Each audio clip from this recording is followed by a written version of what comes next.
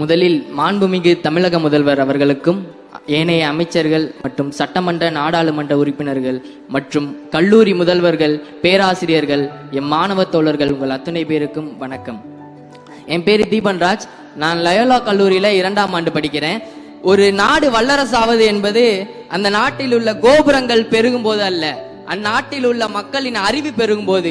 அவ்வாறு தமிழ்நாடு அறிவு பெறும் நகரமாக மாறுவதற்கு காரணமாக அமைந்திருக்கும் நம் தமிழக முதல்வர் அவர்களுக்கு என்னோட நன்றியை தெரிவித்துக் கொள்ள நான் கடமைப்பட்டிருக்கேன்.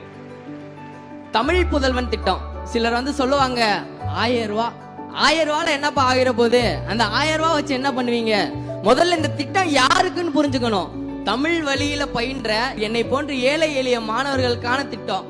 உங்களுக்கு அது சாதாரண ஜஸ்ட் 1000 ரூபாய் தான் தெரியும். ஆனா எங்களை பொறுத்தளவு அந்த 1000 ரூபாய் நான் 6 மாசம் சேர்த்து வச்சேன்னா செமஸ்டர் ஃபீஸ்ல பாதி என்னால கட்ட முடியும். நான் ஒரு ஹாஸ்டல் பையன்.